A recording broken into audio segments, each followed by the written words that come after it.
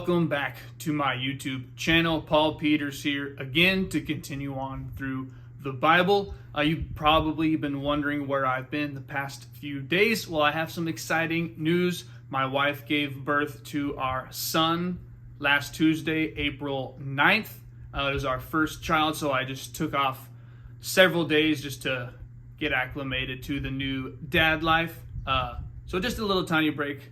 Not stopping it completely, but picking it back up today with reading. Today is actually day 100, if we're sticking with the calendar here. Day 100, skipped a few days, but according to the calendar's reading, it is day 100. And we have 1 Samuel chapters 24 and 25 from the New Living Translation. And we're going to get right back into reading these pretty much every day and continuing on through the Bible.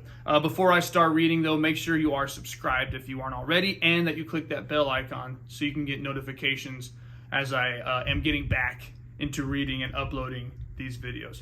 All right, friends, 1 Samuel chapter 24. After Saul returned from fighting the Philistines, he was told that David had gone into the wilderness of En-gedi. So Saul chose 3,000 elite troops from all Israel and went to search for David and his men near the rocks of the wild goats. At the place where the road passes some sheepfolds, Saul went into a cave to relieve himself. But as it happened, David and his men were hiding farther back in that very cave. "Now's your opportunity," David's men whispered to him. "Today the Lord is telling you, I will certainly put your enemy into your power, to do with as you wish." So David crept forward and cut off a piece of the hem of Saul's robe. But then David's conscience began bothering him because he had cut Saul's robe. He said to his men, "The Lord forbid that I should do this to my lord the king. I shouldn't attack the Lord's anointed one, for the Lord himself has chosen him."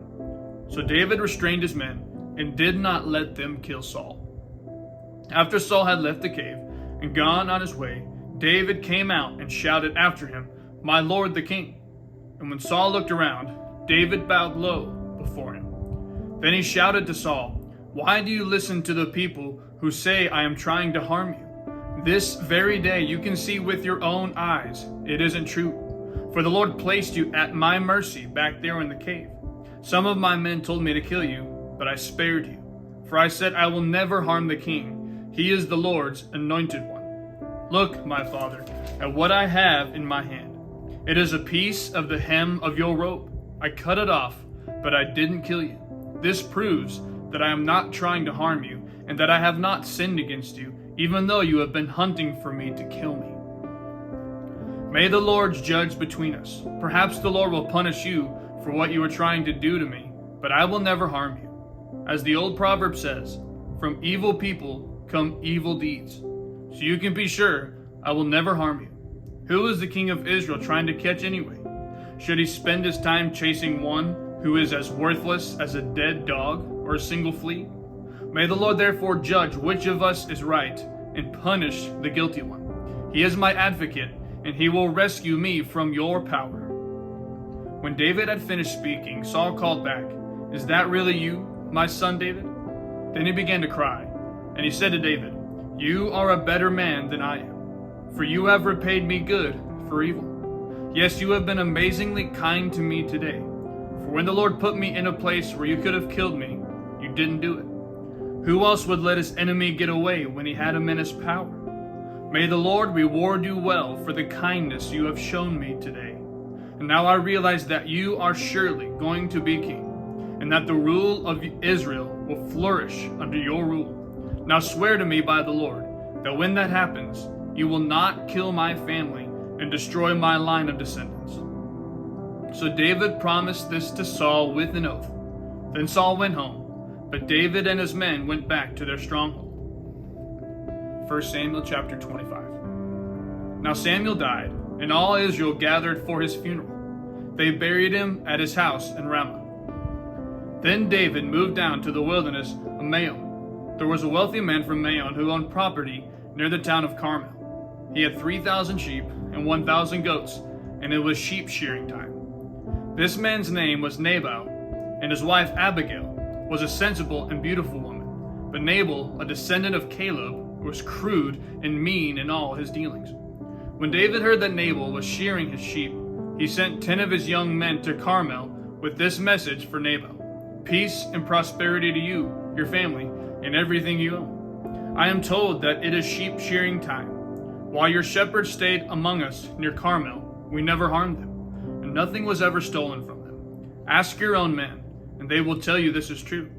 So would you be kind to us, since we have come at a time of celebration?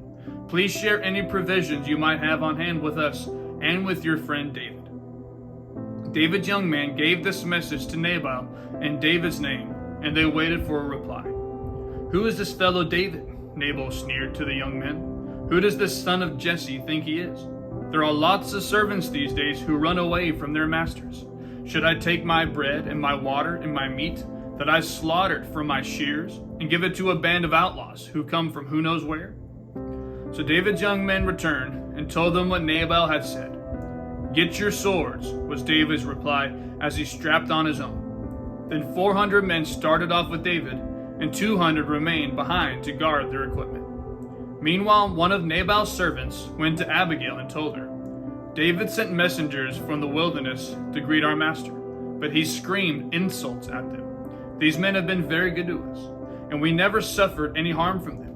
Nothing was stolen from us the whole time they were with us. In fact, day and night they were like a wall of protection to us and the sheep.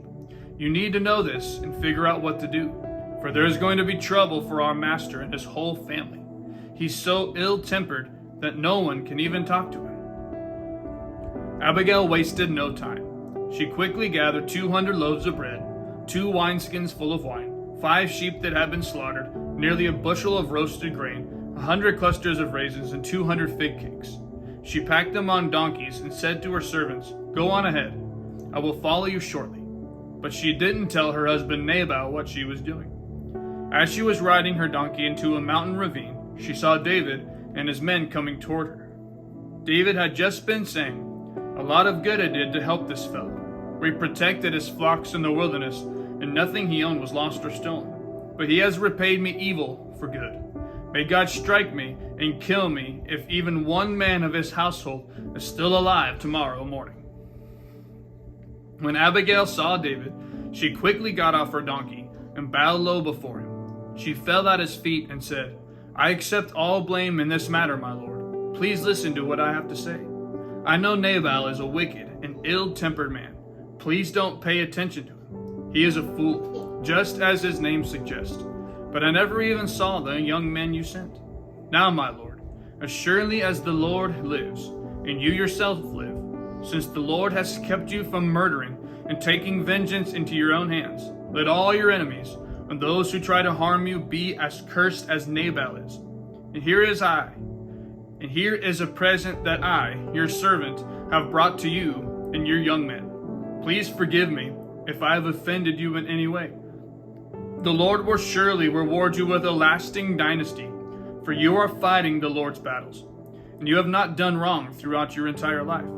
Even when you are chased by those who seek to kill you, your life is safe in the care of the Lord your God, secure in his treasure pouch.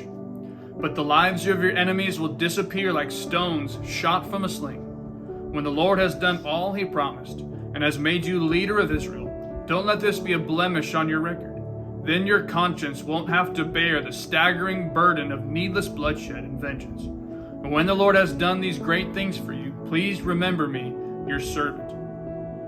David replied to Abigail, "Praise the Lord, the God of Israel, who has sent you to meet me today. Thank God for your good sense. Bless you for keeping me from murder and from carrying out vengeance with my own hands.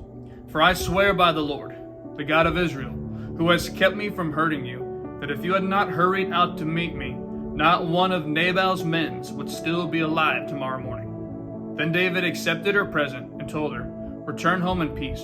I have heard what you said. We will not kill your husband." When Abigail arrived home, she found that Nabal was throwing a big party and was celebrating like a king. He was very drunk, so she didn't tell him anything about her meeting with David until dawn the next day. In the morning, when Nabal was sober, his wife told him what had happened. As a result, he had a stroke and he lay paralyzed on his bed like a stone. About 10 days later, the Lord struck him, and he died. When David heard that Nabal was dead, he said, "Praise the Lord, who has avenged the insult I received from Nabal, and has kept me from doing it myself. Nabal has received the punishment for his sin." Then David sent messengers to Abigail to ask her to become his wife. When the messengers arrived at Carmel, they told Abigail, "David has sent us to take you back to marry him." She bowed low to the ground and responded, "I, your servant, would be happy to marry David. I would even be willing to become a slave, washing the feet of his servants." Quickly getting ready, she took along 5 of her servant girls as attendants, mounted her donkey, and went with David's messengers. So she became his wife. David also married Ahinoam from Jezreel, making both of them his wives. Saul, meanwhile, had given his daughter Michal, David's wife, to a man from Galem named Palti, son of Laish. That concludes today's reading of the scriptures. Thank you for tuning in again with me as we get back into reading through the Bible. We're going to continue on tomorrow throughout the book of 1 Samuel. I will see you then. God bless, and I love you.